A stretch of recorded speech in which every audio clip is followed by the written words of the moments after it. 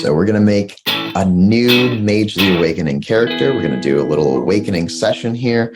And by the end of it, we should have a completed character sheet as well. So I'm going to make a character web here for your character. What name was... So this is before you've really awakened. You're going to have an experience that brings you in touch with magic, and you'll get to choose what kind of magic that is and how your character fits into the cosmos. So I guess the first thing I want to know is their name, but also I'd hear any information you want to have about your character, and I'd write it down here on the web. Yeah, I think I'm going to go with the name Rocio Romero. So Rocio, Rocio.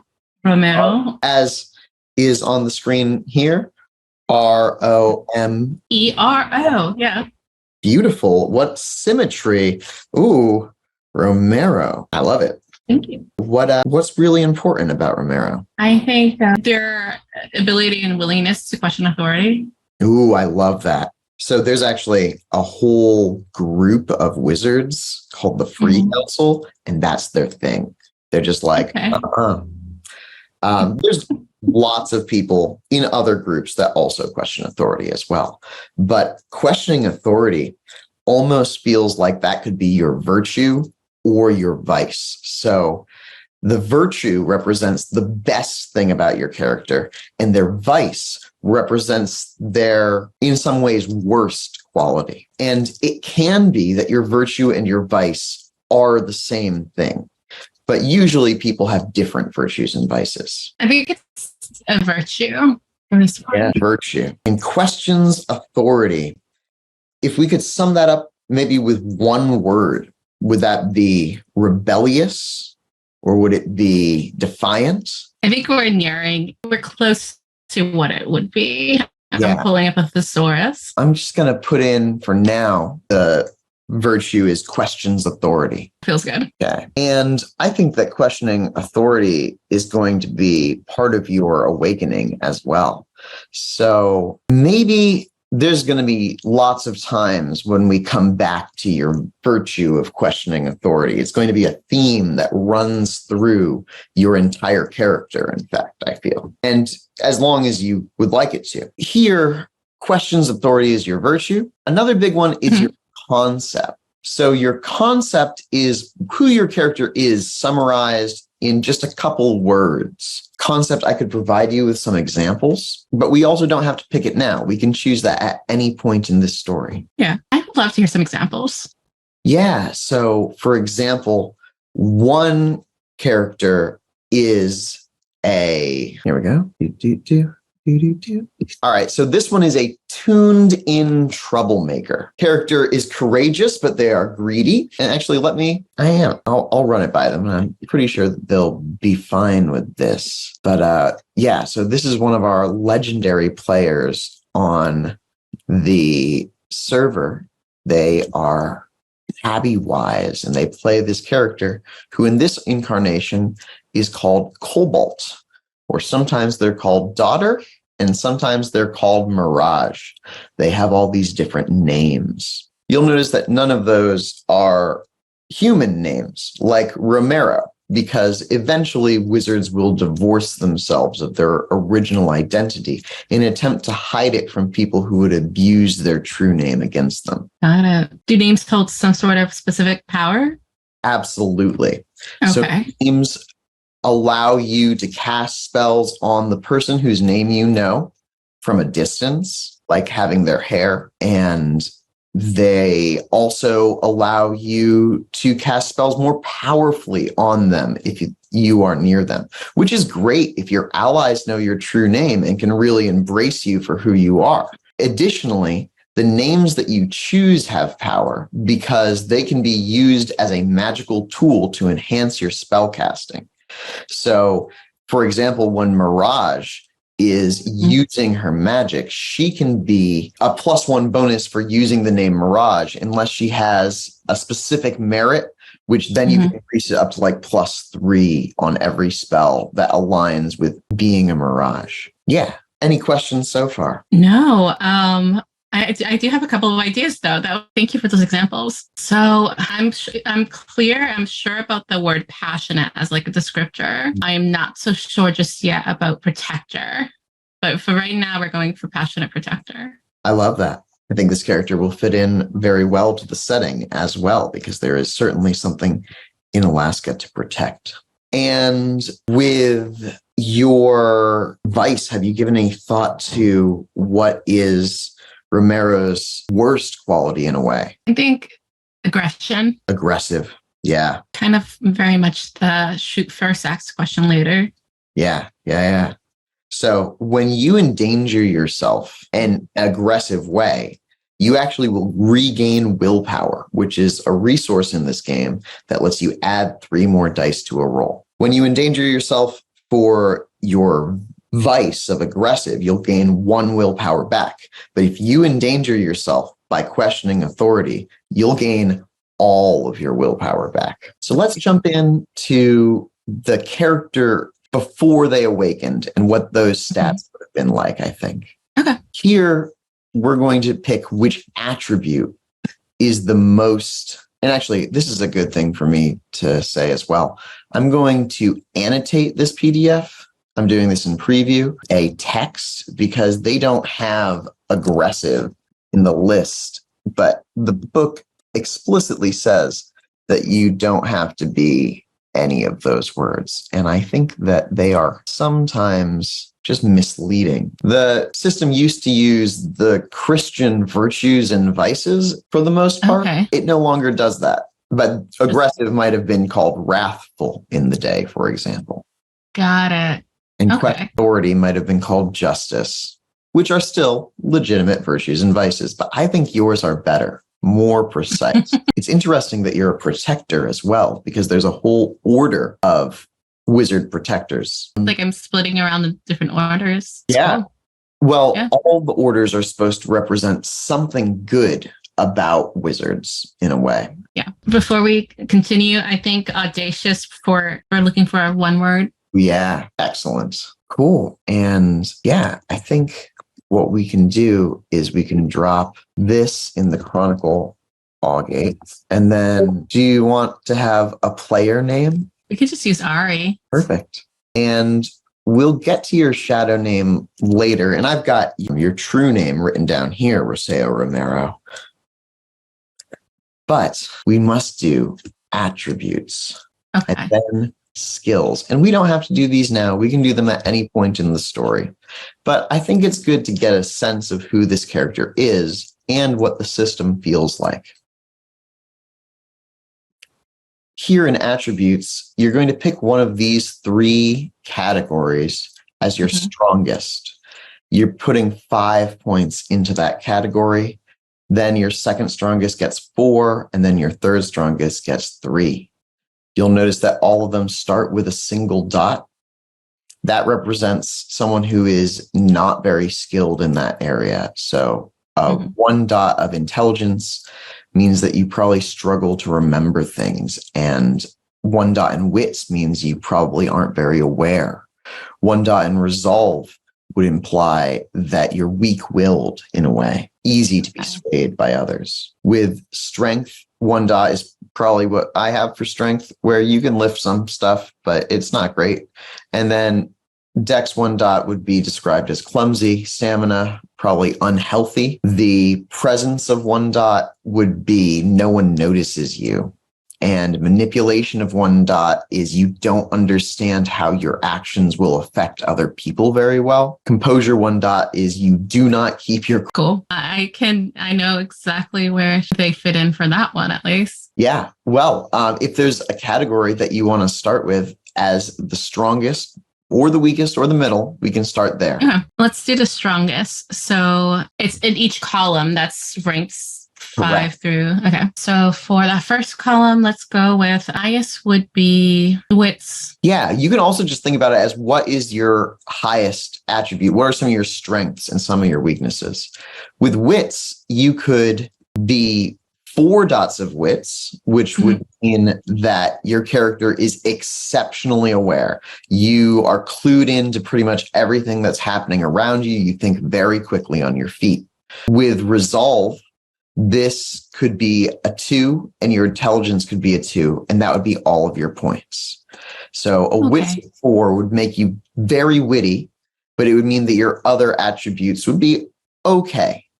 You could also take a point out of wits and put it into either one. High intelligence, high wits would be a character who's probably very, very keen, like top of their field, knows stuff, is able to adapt and remember. And yeah, then resolve, of course, is your mental strength, your force of will. Given that, I think I'm going to put an additional 1 resolve. Okay, that's a good one for you because it also will increase your willpower. Your willpower is a combined measure of your composure and your resolve, which would be your secondary. Strength, dex, stamina, presence, manipulation, composure. Is it an attribute there that you think your character should have at 3, for example? Strength. Yeah. So with a strength of 3, you'll be able to wield heavy weapons. Strength of 3 is like you can pick up a shotgun and use it. Strength of 3, so you can use all sorts of weapons, of course, in this game. Mm-hmm. If you're interested in weapons, boy, have I got a suite for you. This game comes with rules for all sorts of stuff. You want to go at it with a chainsaw? We can make that happen. Absolutely. Yes. And then dexterity and stamina both average, or would you like one of them to be lower and the other to be higher, or to put another point in strength? I think dexterity and stamina as average feels good. Yeah. Very realistic and relatable person. Mm-hmm. I think that some storytellers like to restrict how extreme you can go, but I think extreme people exist. Oh, yeah. Finally, you could have average presence, average manipulation, and average composure. Or you could lower one of those and be a 3 in another one. Let's see. A question as I think about this. As we advance in the game, am I able to increase any of these? Absolutely. Okay. Yeah, okay. Yeah. This is the stuff that you increase. Okay. So this is what I begin with, which means composure is going to be, you said that resolve and composure make up my willpower? That's correct. Okay, we're going to leave composure at is. Let's lower manipulation and put 1 into presence. Yeah, that feels right.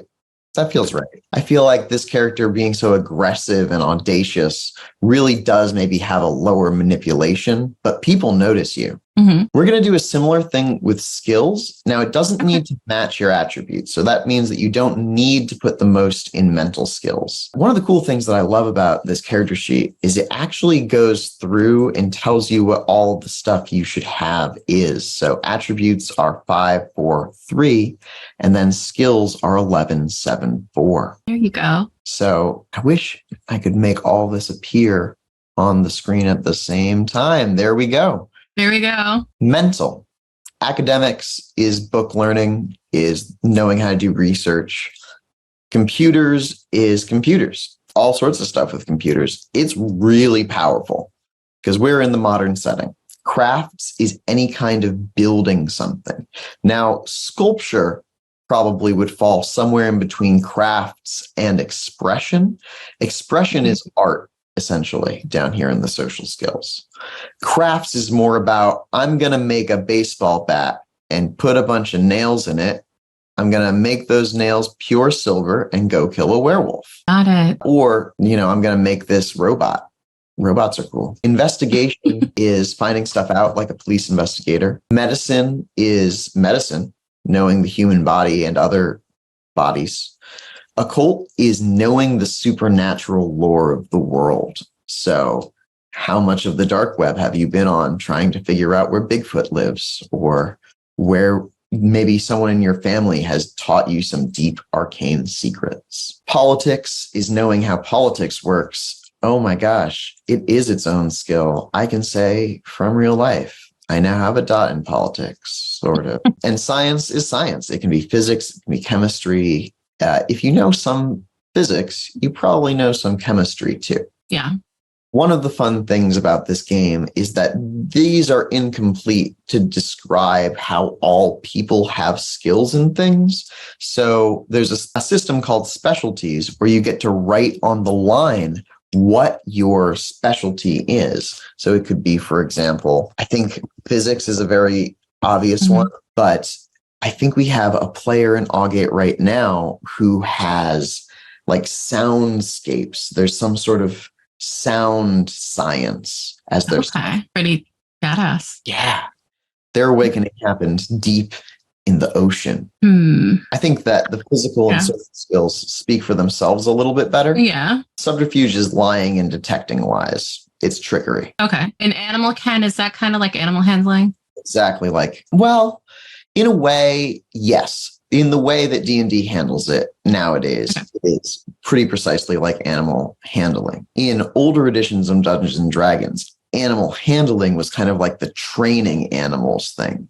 Animal ken is part animal training and it's part being a druid. Do animals like you? We start off. How to start off? Would you scroll down a little bit again so I could see that? Okay, so we got 1174. 74.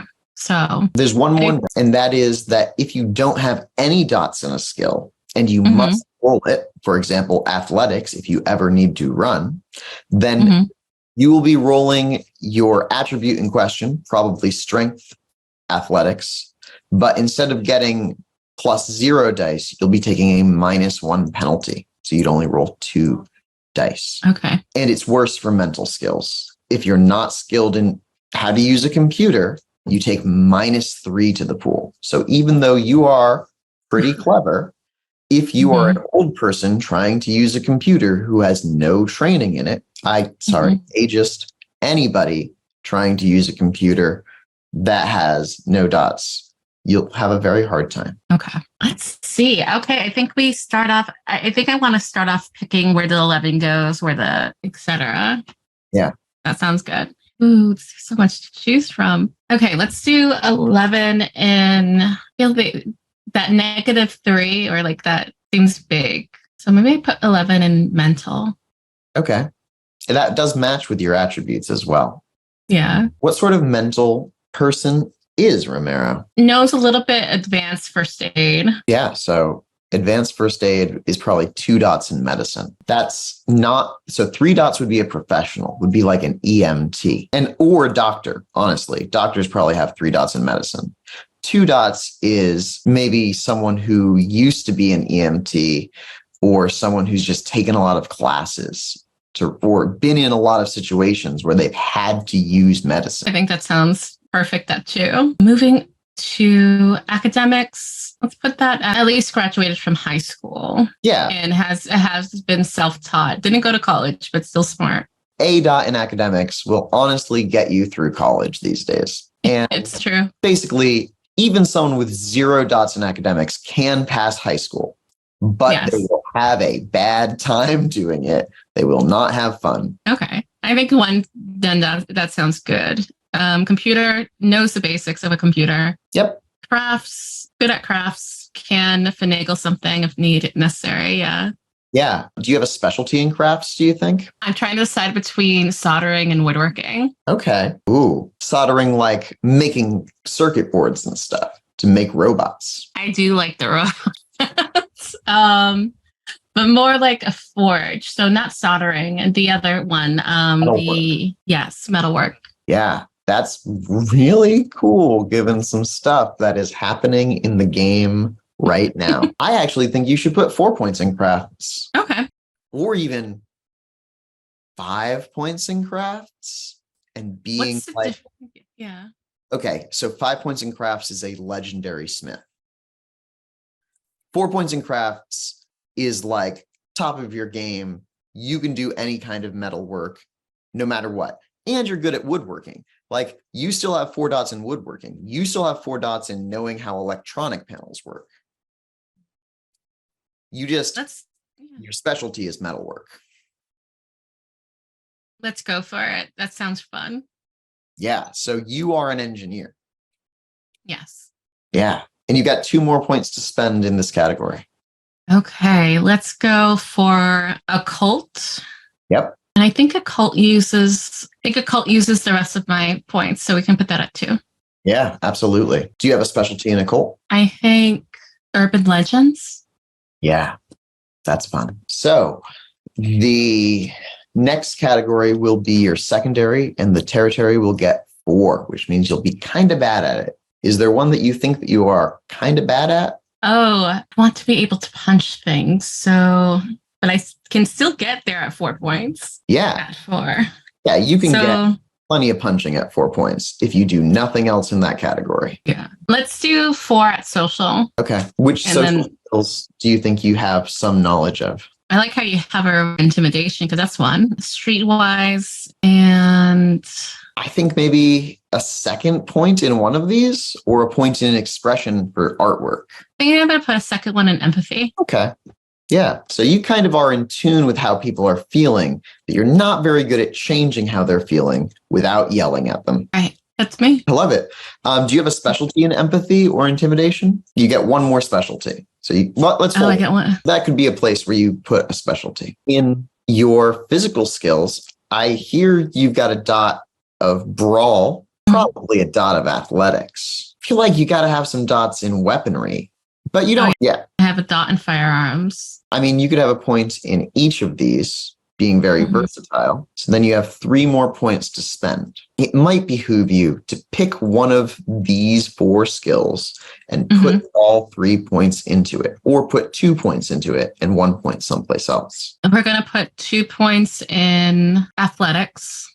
Yeah. So athletics is one of my favorite skills because not only is athletics the skill that you use to run away from stuff, it's also the skill that you use to throw shit, to throw stuff. Yeah. Yeah.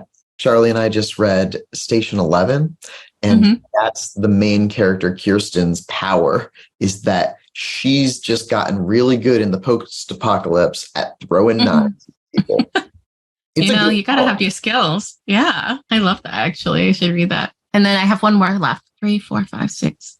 One more left. That would be, let's go with brawl. Yeah, because you do really want to punch someone sometimes. Do you have a specialty in athletics or brawl? Athletics, I was going to say something like athletics could be heavy lifting, or brawl, or athletics could be endurance. Brawl could be boxing, or it could be knockout blows or targeted shots. Like any kind of thing you could imagine someone in a fight doing. Karate, mixed martial arts, headbutts. Krav Maga. Krav Maga. Israel. Krav Maga. I don't know if that's right. That's right. That's right? There's a couple of studios around where I live, and that's how you spell it. Heck yeah. Oh, man. I am kind of impressed with myself. Yeah. Most people I know who do it have been Brazilians. Yeah. I think that there is a merit maybe on Krav Maga in the book too. So one of the next elements, Chronicles of Darkness, is picking merits, and merits can be anything. This one, where the character has learned to act quickly to neutralize a threat and make a fast escape.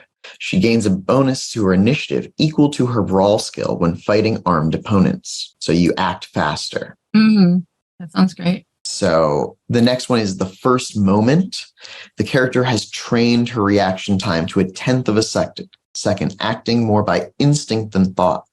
If the character's initiative roll results in a tie, then you succeed. You act before whoever was on that initiative. Initiative modifiers are not compared, and initiative is never, so there's no roll off like in D&D. If 2 characters both possess Krav Maga, then they can kill each other at the same time.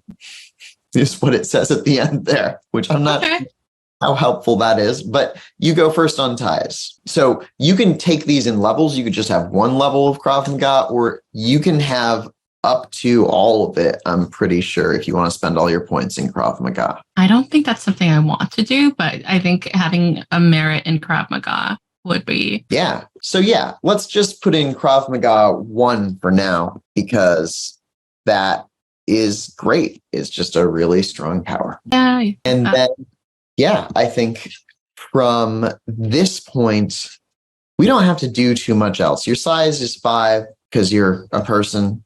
Your speed is your strength plus your dex, which gives you a speed of 10. 10 is kind of a crucial number for it to reach, because 10 is this arbitrary cap set by the game for if there is a car driving away from you and your speed is 10, then you have a chance to grab onto it. I'll remember that for future. Yeah. The only other time speed becomes relevant is if something's hunting you, pretty much. There's no mini map really in this game most of the time. And your defense is the lower of your wits or dex, so it's 2. Your armor is you might have some armor. Do you think this character has money to build all this stuff? Yes. How much money, how much free capital would you say this character has?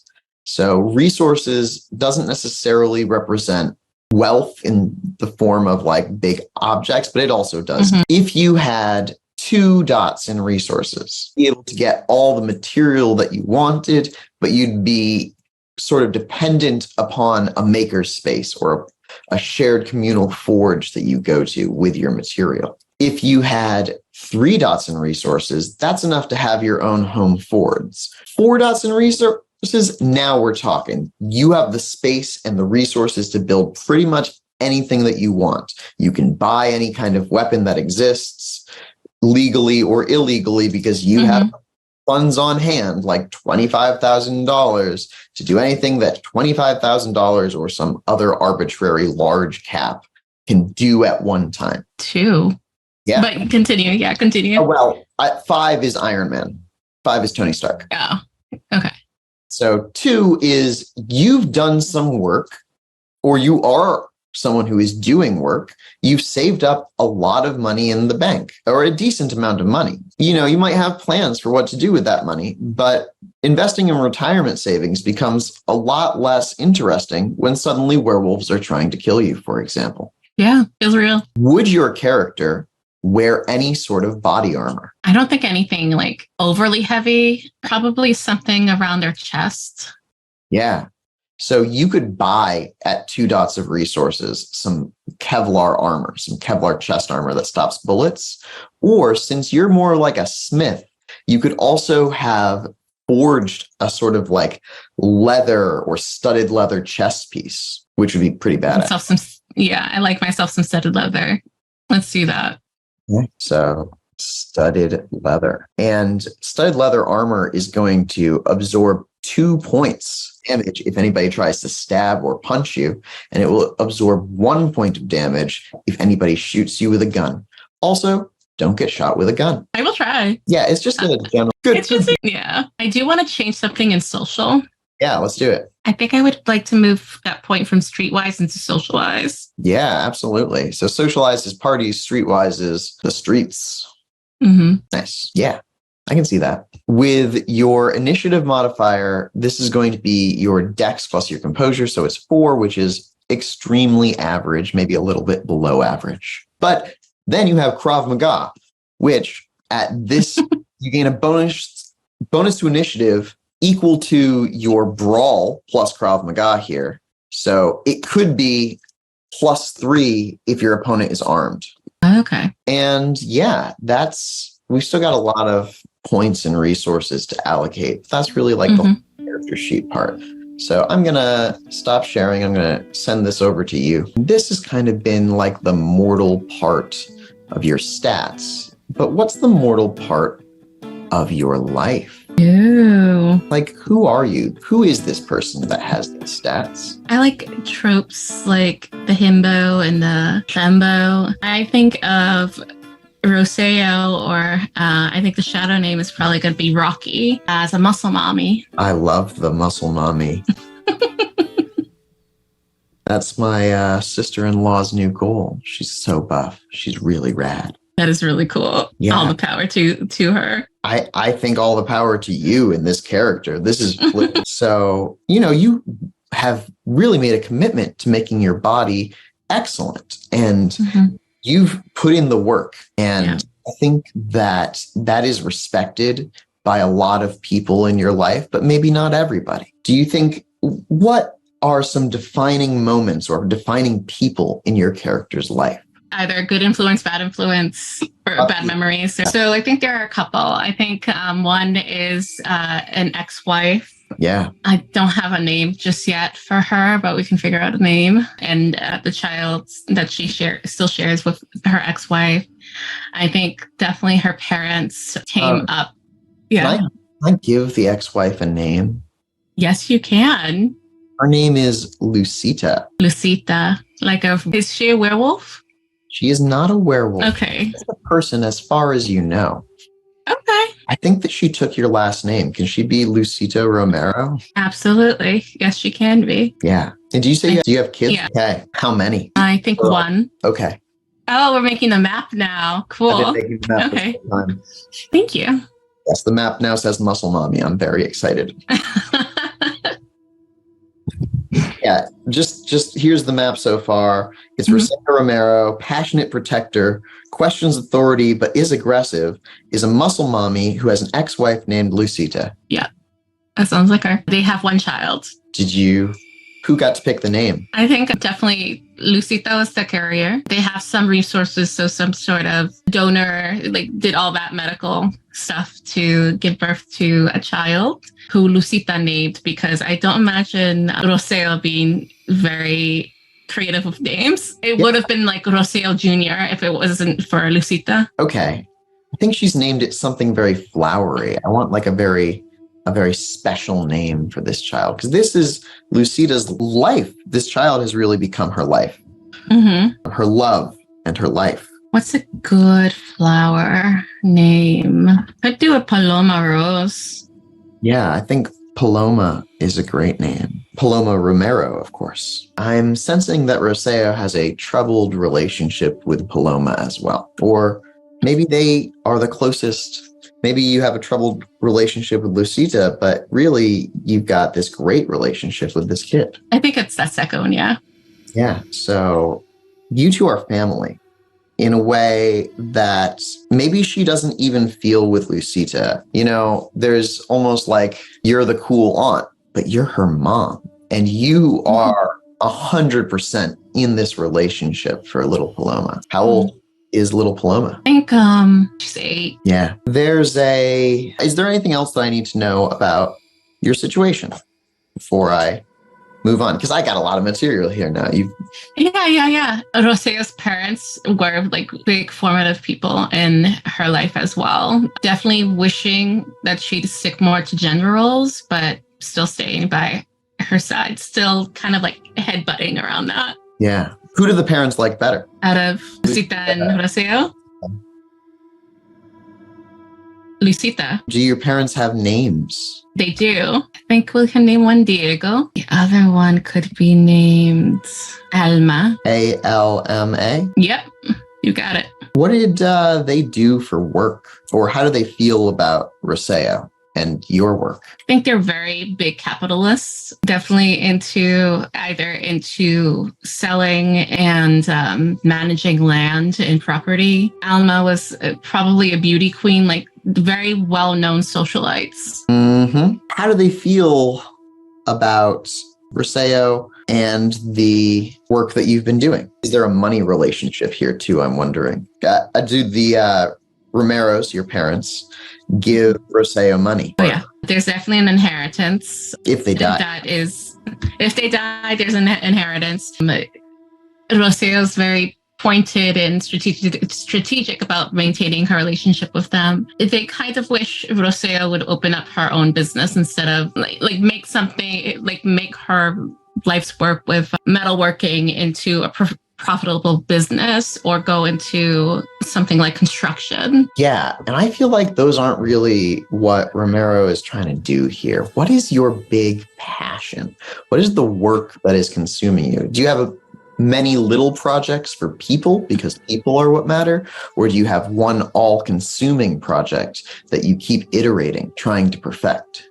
I think it's that first one. Many little projects with people. So even though they don't have the highest of social skills, they think people are important and happen to have contact with people who need her help. Yeah. Whatever they're trying to build. What community is this? Because I feel like what you just said is that you're tied into the community in a non-profitable way. You're doing some sort of art or service, aren't you? I am. Rocio, I think, is definitely she's doing work on behalf of those who are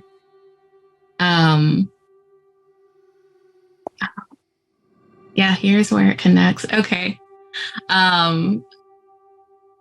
She's doing like work and learning how to make her work, to use the word work again, work for people. So anything from building accessible devices onto someone's car, or like making those sorts of fixes or alterations if people need them. So that's great. And I think maybe a garage. What are we feeling like for the workspace here? It's definitely a garage. Probably it used to be some sort of like mill factory sort of thing. Mm-hmm. An old mill. And do you have any people there working with you, or is this just your garage? I have people, so I rent out space in the garage. Yeah. It's definitely a shared worker space. I've got a question. Go ahead. Does Romero own the space, or do your parents own the space? A good question. I think it's the Romero owns that space. Yeah. So a lot of your money has gotten tied up in this thing. It's really your baby. Yeah. Community garage. It's my baby, yes, and that's kind of why it goes head to head with my parents, because I saved up and used my funds to support this place and keep it running. Do you have any special NPCs that you want to have at the garage? People who you've got a very close bond with? Yeah, I think like something like a scheduler, an apprentice. Yeah. I think those are the two that really come to mind. Someone who probably lives next to the garage, that maintains it. Yeah. I think that maybe your scheduler is an older person who maybe even has some sort of what society might consider a disability, where they have had a hard time finding a job, but they are ultra capable. And so they've been helping to do a lot of like the scheduling and the organization. And then they do help clean up the place, but you've got an apprentice, someone who is not getting paid for this labor. They are getting paid for doing their own stuff, but they're also working outside of hours to like show up and be really respectful with the space, make sure it's good for everybody. Yes, I think that sounds perfect. That's what I envision as well. Do you have names for either of those characters? Not off the top of my head. One of them begins with J. Could it just be Jay? Just be Jay. Yeah, let's do that. Is Jay the scheduler or the apprentice? Say apprentice. Okay. So you've got an apprentice named Jay, and they're really an artist, I think, that is creating some really excellent work that you're trying to support. Yes, I think that sounds good. Okay. And the scheduler is someone who lives next to the shop. They have a hurt hip, which is not a good one to have in terms of mobility. So they have some mobility needs, but you've made the garage up to standards. It wasn't up to standards, and you have